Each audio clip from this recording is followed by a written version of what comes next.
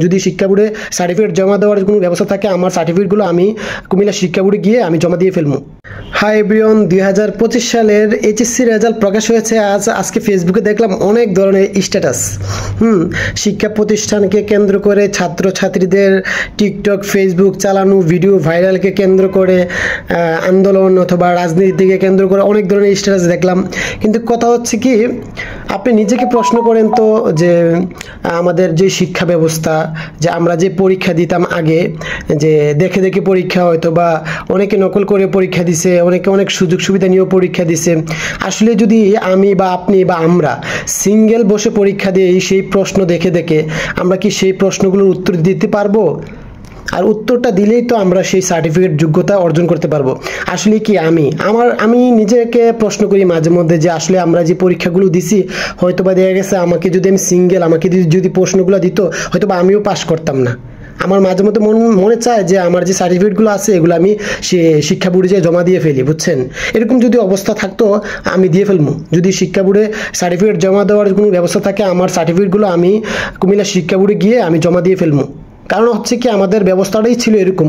হ্যাঁ, হয়তো বা আপনি বলতে পারেন যে আপনি ভালো শিক্ষিত না। ভাই, আমি ভালো শিক্ষিত না, হয়তো বা আমি ওইরকম ব্যবস্থাতেই ছিলাম।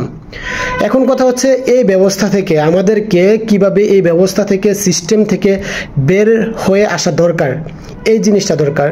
এখন শিক্ষা প্রতিষ্ঠানকে হেয় প্রতিপন্ন না করে, ছাত্রছাত্রীদেরকে হেয় প্রতিপন্ন না করে ভবিষ্যৎ প্রজন্মকে যেন ভালো শিক্ষা দিতে পারে শিক্ষা প্রতিষ্ঠানগুলো।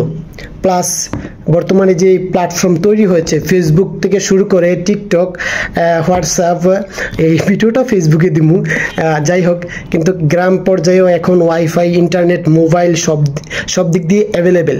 এই অ্যাভেলেবেল হওয়ার কারণে আমার ছোটো ভাই হোক, আমার ছোটো বোন হোক, বা আপনার ছোটো ভাই হোক, ছোটো বোন হোক, আপনার ছেলে হোক, মেয়ে হোক, তারা অ্যাভেলেবেল জিনিসগুলো পাওয়ার কারণে আমার কাছে মনে হচ্ছে যে তারা সময় যে নষ্ট করবে এটার জন্য প্ল্যাটফর্ম খুব ভালো, সময় নষ্ট করার মতন। আর এতটুকুই এখন চাকরি জীবনে এসে উপলব্ধি করতে পারছি। শিক্ষা প্রতিষ্ঠানগুলোতে পড়েছিলাম, যদি দৈনিকের কাজ দৈনিক করতে পারতাম। এখন বর্তমানে চাকরি জীবনে এসে দৈনিকের কাজ, ঘন্টার কাজ যখন সাথে সাথে করতে হয়, যদি আমি শিক্ষা প্রতিষ্ঠানে থাকার সময়, পড়ালেখা করার সময় যদি দৈনিকের কাজ দৈনিক করতে পারতাম, 1 থেকে শুরু করে 10 পর্যন্ত ভালোভাবে পড়াশোনা করতে পারতাম, দৈনিক ক্লিয়ার করতে পারতাম, তাহলে মনে হয় আমি একজন ভালো ছাত্র হতে পারতাম। আমার কাছে এখন মনে হয় আর কি। যাই হোক, সেই সুযোগ সুবিধাটা হয়তো বা আমি মিস করে ফেলছি। বাট আমার ভবিষ্যৎ প্রজন্ম, যারা ছোটো ভাই ছোটো বোন, আত্মীয় স্বজন অথবা দেশবাসীর যেই ছাত্রছাত্রীরা আছেন, অবশ্যই আপনারা দৈনিকের কাজ দৈনিক করার চেষ্টা করবেন।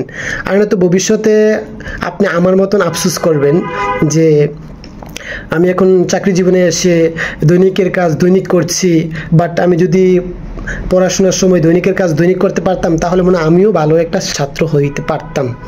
এই জিনিসটা খুবই আফসোস করবেন। ঠিক আছে, আমার কথাগুলো শোনার জন্য সবাইকে ধন্যবাদ। যদি কথাগুলো ভালো লেগে থাকে অবশ্যই শেয়ার করে দিবেন, কমেন্ট করে জানাবেন।